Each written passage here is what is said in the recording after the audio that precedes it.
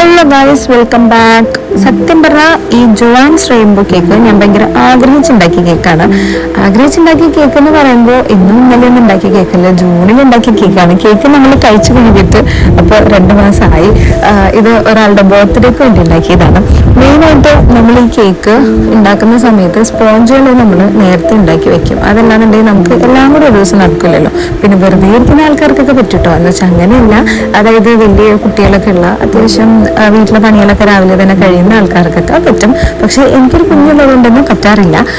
അപ്പം ഞാൻ സ്പോഞ്ചുകൾ റെഡിയാക്കിയപ്പോൾ പിസ്തയുടെ എസെൻസും സ്ട്രോബെറിയുടെ എസെൻസും ഇട്ടിട്ടാണ് ഉണ്ടാക്കിയത്. പിന്നെ അതേപോലെ തന്നെ വാനിലയുടെ സ്പോഞ്ചാണ് ഞാൻ സെറ്റ് ചെയ്തത് ഓറഞ്ചിന് വേണ്ടിയിട്ട്. പിന്നെ ഓറഞ്ച് ഷുഗർ സിറപ്പിൽ നമ്മൾ കുറച്ച് വെറ്റ് ചെയ്തിട്ട് റെഡിയാക്കി എടുക്കുകയും ചെയ്തത് ക്രഷ് വെച്ച് യൂസ് ചെയ്തിട്ട്. പിന്നെ നമുക്കിതിൻ്റെ പ്രോസസ്സിങ്ങിനൊന്നും വലിയ പണിയില്ലാത്തതുകൊണ്ട് വലിയ കുഴപ്പമുണ്ടായില്ല.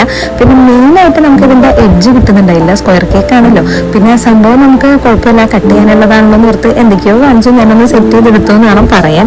എന്നാലും നമുക്ക് ഇഷ്ടപ്പെട്ട കാര്യങ്ങളൊക്കെ ചെയ്യുമ്പോൾ മനസ്സിലൊരു സന്തോഷമാണല്ലേ. ഇങ്ങനെയൊക്കെയല്ല നമ്മൾ പഠിക്കുന്നത്. ഒന്നാമത് ഒരു ബേക്കിംഗ് ക്ലാസ്സിന് പോലും പോകാത്ത ഞാൻ, ഒന്നും അറിയാത്ത ഞാൻ ഇങ്ങനെ ചെയ്യുന്നതിൽ എനിക്ക് എന്നെക്കുറിച്ച് സന്തോഷമുള്ള കാര്യമാണ്. പിന്നെ എൻ്റെ ഈ കേക്ക് കട്ട് ചെയ്യുന്ന സമയത്ത് കൈയൊക്കെ വിറയുണ്ട്. അത് നിങ്ങൾക്ക് കാണാൻ പറ്റില്ല, കാര്യം സ്പീഡിൽ ഇട്ടേക്കുന്നതുകൊണ്ട് തന്നെ. മെയിനായിട്ട് ഇത് നമ്മൾ ഫസ്റ്റ് ആയിട്ട് ഇങ്ങനെ കട്ട് ചെയ്യുമ്പോൾ ചാടിപ്പോയോ എന്നുള്ളൊരു ടെൻഷൻ ഉണ്ടാവും. അപ്പം വീഡിയോ നിങ്ങൾക്ക് ഇഷ്ടപ്പെട്ടാൽ നിങ്ങൾ ലൈക്ക് ചെയ്യാനും ഷെയർ ചെയ്യാനും മറക്കരുത്. ഇത് വളരെ സിമ്പിളാണ്, പവർഫുള്ളാണ് ആൻഡ് ടേസ്റ്റിയാണ്. അപ്പോൾ നിങ്ങൾ ട്രൈ ചെയ്ത് നോക്കിയിട്ടില്ല എന്നുണ്ടെങ്കിൽ ട്രൈ ചെയ്ത് നോക്കണം.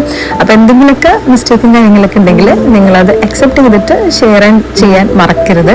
അപ്പോൾ ഷെയർ ആൻഡ് സബ്സ്ക്രൈബ് ചെയ്യണം. Okay, by.